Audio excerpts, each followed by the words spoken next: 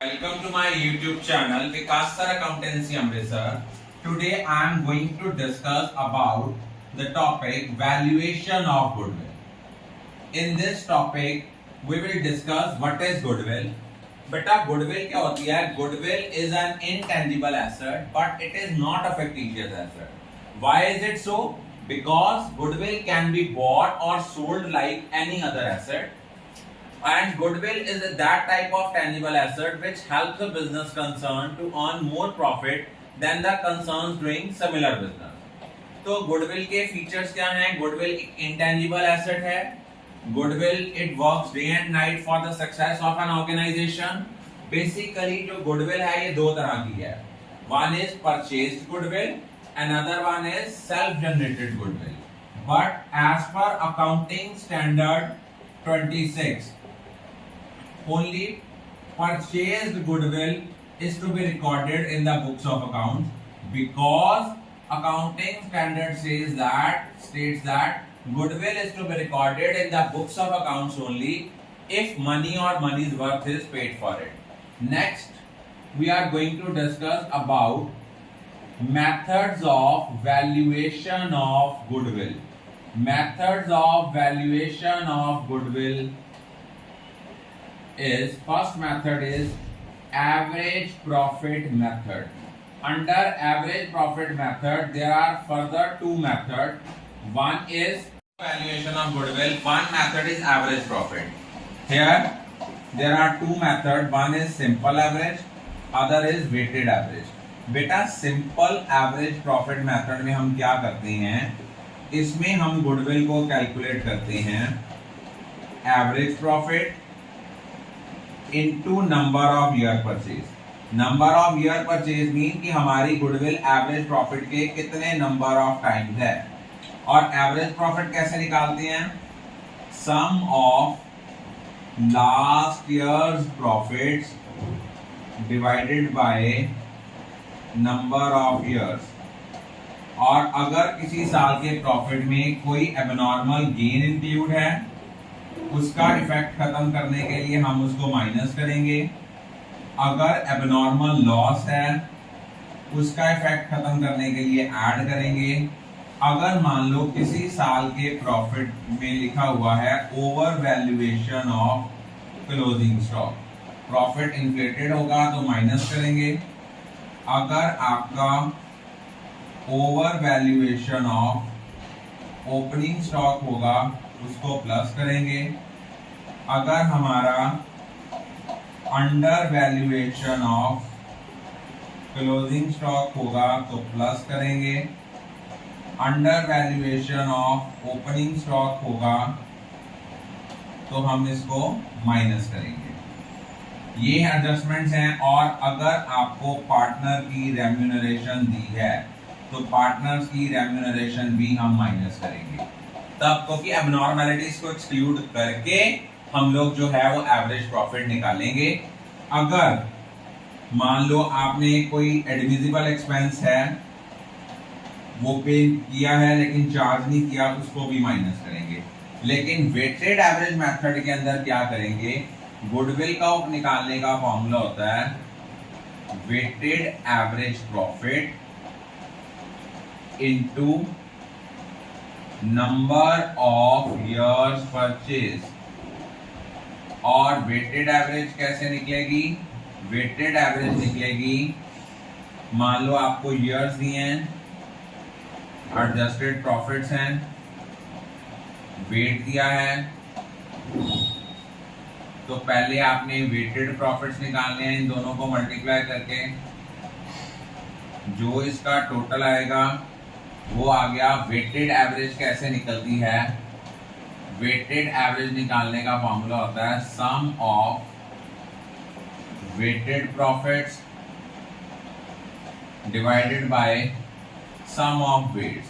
अब external examiner usually paper viva में question पूछता है या पेपर में वन मार्क क्वेश्चन आ जाता है why weighted average method is considered to be more appropriate because it gives more weightage to the current year's profit as comparative to the initial years. तो ये दो मेथड हैं. पहले आज के दिन में हम ये दो मेथड्स करेंगे. नो डाउट गुडविल जो है हमारा आगे जितने भी फर्दर चैप्टर्स आएंगे उनमें एक छोटा सा पार्ट है, लेकिन उससे पहले हमें गुडविल का जो कंसेप्ट है वो क्लियर होना बहुत जरूरी है. I think all of you are clear about it. Thank you. To my YouTube channel Vikas sir accountancy Amritsar. In continuation of our previous topic, today I will discuss about capitalization method and super profit method. First of all, super profit method. तो super profit method के अंदर goodwill हम कैसे calculate करते हैं? इस method के अंदर गुडविल को कैलकुलेट करने का फॉर्मूला होता है super profit into number of years purchase. और सुपर प्रॉफिट क्या होता है? आपका एक्चुअल एवरेज प्रॉफिट आपके नॉर्मल प्रॉफिट से कितना ओवर एंड एक्सेस है. एक्चुअल एवरेज प्रॉफिट में से नॉर्मल प्रॉफिट हम माइनस करेंगे. और नॉर्मल प्रॉफिट को कैसे कैलकुलेट करते हैं? नॉर्मल प्रॉफिट को कैलकुलेट करने का फॉर्मूला होता है capital employed into normal rate of return over 100. अब पेपर में पॉइंट जहां पे ज्यादा मैक्सिमम स्टूडेंट्स की गलती होती है वो कहां होती है? वो आती है कि उनको ये नहीं पता लगता कि कैपिटल एम्प्लॉयड को हमने कैसे कैलकुलेट करना है. तो कैपिटल एम्प्लॉयड को कैलकुलेट करने की बेसिकली हमारे पास दो तरह की अप्रोचेज होती हैं. दो अप्रोचेज होती हैं. एक कौन सी होती है?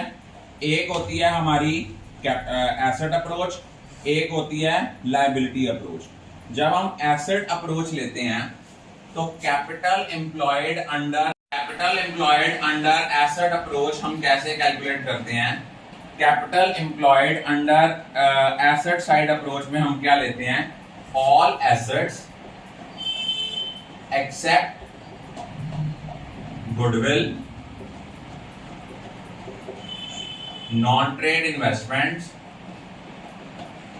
And fictitious assets. उसके बाद हम लोग इसमें से क्या माइनस करेंगे? Outside liability. और नेक्स्ट हमारी है लायबिलिटी अप्रोच. लायबिलिटी अप्रोच में कैपिटल एम्प्लॉयड हम कैसे कैलकुलेट करते हैं? लायबिलिटी अप्रोच में कैपिटल एम्प्लॉयड कैलकुलेट करने का फॉर्मूला होता है कैपिटल प्लस रिजर्व. कैपिटल और रिजर्व ऐड करते हैं, इनमें से हम लोग क्या माइनस करते हैं? कोई एग्जिस्टिंग गुडविल है वो माइनस करेंगे, कोई हमारे फिक्टिशियस एसेट्स हैं वो माइनस करेंगे, और कोई हमारी नॉन ट्रेड इन्वेस्टमेंट्स हैं इनको हम माइनस करेंगे. दोबारा सुन लो बेटा, कैपिटल एम्प्लॉयड में मेनली स्टूडेंट्स की गलती आती है. दो तरह की अप्रोचेज हैं. एसेट अप्रोच में सारे एसेट लेंगे, गुडविल, नॉन ट्रेड इन्वेस्टमेंट और फिक्टिशियस एसेट्स को छोड़ के उनमें से आउटसाइड लायबिलिटीज माइनस करेंगे. लायबिलिटी अप्रोच में कैपिटल रिजर्व में से गुडविल माइनस करेंगे, फिक्टिशियस एसेट्स माइनस करेंगे और नॉन ट्रेड इन्वेस्टमेंट्स माइनस करेंगे. I think all of you are clear about it. Welcome to my YouTube channel Vikas Sir Accountancy Amritsar. In the previous videos, I have discussed about the average profit method as well as the super profit method for valuation of goodwill. Today, I am going to discuss about capitalization method. तो बेटा जो आपका capitalization method है, इस method के अंदर goodwill calculate करने के दो फॉर्मूला हैं. पहला है capitalization of super profit. तो कैपिटलाइजेशन ऑफ सुपर प्रॉफिट के अंदर हम गुडविल को कैसे कैलकुलेट करते हैं? हम गुडविल को कैलकुलेट करते हैं super profit into 100 over expected rate of return. और अगर हमारा ये मेथड होता है कैपिटलाइजेशन ऑफ एवरेज प्रॉफिट, तो कैपिटलाइजेशन ऑफ एवरेज प्रॉफिट के अंदर गुडविल को निकालने का फॉर्मूला होता है capitalised value minus net tangible assets. अब आप कहोगे सर हम कैपिटलाइज्ड वैल्यू कैसे निकालेंगे? कैपिटलाइज्ड वैल्यू आएगी actual average profit into 100 over expected rate of return। और बेटा जी नेट टेंजिबल यहाँ वैल्यू नहीं है, नेट टेंजिबल एसेट्स हैं। तो नेट टेंजिबल एसेट्स हम कैसे निकालते हैं? इसको निकालने का फॉर्मूला होता है total assets minus fictitious assets minus existing goodwill minus non trade investment जो है, और इनमें से आउटसाइड लायबिलिटीज को हमने क्या करना है? माइनस करना है, जस्ट लाइक कैपिटल एम्प्लॉयड।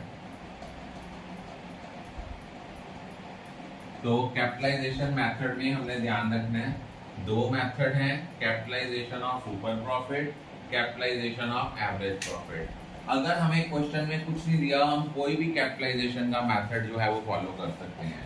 अगर हम कैपिटलाइजेशन ऑफ सुपर प्रॉफिट ले रहे हैं, इस मेथड के अंदर गुडविल को निकालने का फॉर्मूला होता है सुपर प्रॉफिट इंटू 100। अब सुपर प्रॉफिट कैसे निकलता है? ये आपने कल प्रीवियस लेक्चर में सुना था, actual average profit minus normal profit. और नॉर्मल प्रॉफिट कैसे निकलता है? Capital employed into normal rate of return over 100। और capitalisation of average profit method में गुडविल निकालने का फॉर्मूला है capitalised value minus net tangible assets. और कैपिटलाइज्ड वैल्यू हम कैसे कैलकुलेट करते हैं? Actual average profit into 100 over expected rate of return. अब आता है कि नेट टेंजिबल एसेट्स कैसे निकालनी है। ये याद रखना, अगर हमें टोटल एसेट्स दिए हैं उनमें से एक्सक्लूड करना है fictitious assets, non trade investments और एग्जिस्टिंग गुडविल, ये एक्सक्लूड करके लेना है। मीन इनको आप माइनस कर दो और माइनस कर देंगे हम उनमें से outside liability. I think all of you are clear about it.